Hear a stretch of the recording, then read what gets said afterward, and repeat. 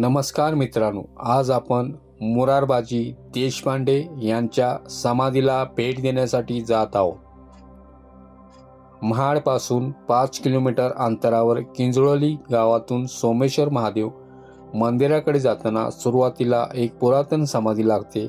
त्या समाधीपासून काही अंतरावर सोमेश्वर महादेव मंदिराच्या समोर मोरारबाजी देशपांडे यांची समाधी आहे।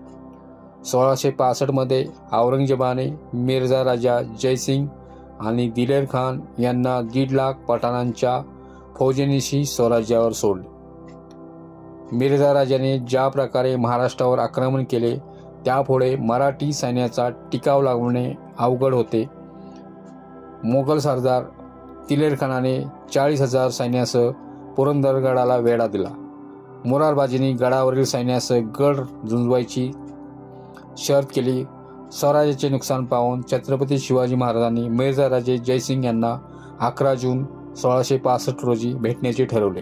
नेमके याच दिवशी दिलेर खानाने पठाणांच्या फौजेनिशी माचीवरून बाले किल्ल्यावर आक्रमणाला सुरुवात केली। गड राखण्यासाठी मोरारबाजींनी 700 निवडक मावळ्यांसह बाले किल्ल्यावर उतरून पठाणावर झडप घातली। यामध्ये अर्ध्याहून अधिक मावळे ठार झाले, तरी हल्ला चालूच होता।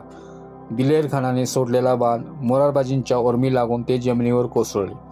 अवघ्या 700 मावळ्यांशी दिलेर खानाने 5,000 फौजेच्या तोंडचे पाणी पळवणाऱ्या मोरारबाजींनी स्वराज्यासाठी आपल्या प्राणांची आहुती दिली।